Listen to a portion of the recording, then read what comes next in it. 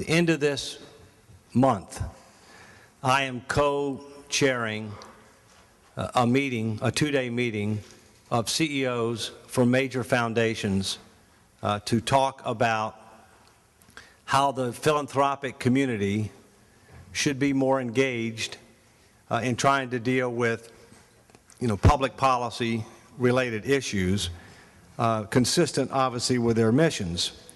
And I do think that the philanthropic sector can fill in some of the gaps. And I do think that all three major sectors of the economy have a role and responsibility: the private sector, the public sector, the not-for-profit sector. And so stay tuned. You'll be seeing more on that. Well, thank you for asking that question. Yes, and let me tell you why.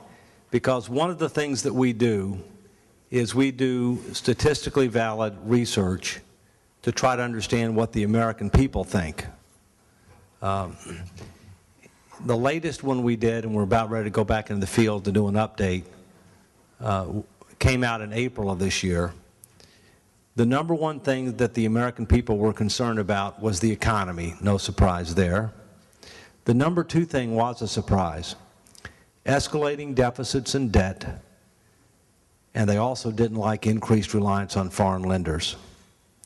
Way ahead of health care, way ahead of climate change, way ahead of nuclear proliferation, way ahead of Iraq and Afghanistan. All right, that was a surprise. The other thing was that they felt that Washington was broken, that we needed to start making tough choices, that it was going to take a special type of commission. I call it a Fiscal Future Commission or something like that, and that commission couldn't just be comprised of politicians, because politicians, while ultimately they're the ones that have to vote, they're the ones that frankly haven't been doing their job as well. I think if anything, those numbers have gone up since then. We're going to find out soon. The problem's not the people. The problem's their elected representatives. Frankly, if you look at what happened in August, we saw what all happened in the town hall meetings and things of that nature. My view is that while there were some outrageous and inappropriate things said in some of those forums, like death panels, I mean, that's ridiculous, okay? End of life is different, okay? We're going to have to deal with that, but it ain't going to be a bureaucrat that's going to decide that. It's going to be the physicians who are going to decide that, all right? But my point is that I think the people that were really upset, and they're still upset, is because of out-of-control spending, and Washington just seems to be out of touch with reality.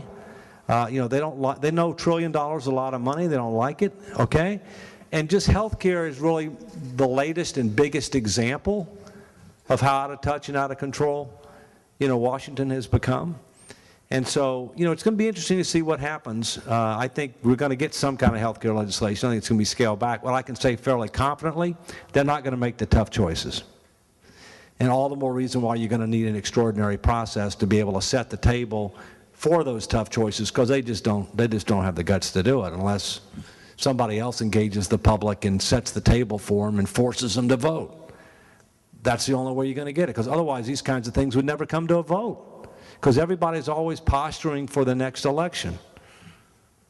And the majority wants to keep it, and the minority thinks they might be able to get it, and so, yeah, we go nowhere fast. Well, I believe in miracles, and I think it just might take a miracle, and I'll pray for one. But my view is that, look, I hope, and here's what we're trying to do. 2009 was about the economy. 2009 was dealing with the crises that had to be faced. And 2009 has also been about trying to do climate change legislation, health care reform legislation. They're not going to get climate reform change legislation. They're going to get something on health care, but it's going to punt on the tough stuff, all right? 2010 must be about the future. 2010, in my view, is the time to be able to create this Fiscal Future Commission, to do something concrete, to have it get started in engaging with the American people, but not to have it report until after the midterm elections, because people aren't going to take tough votes before the midterms.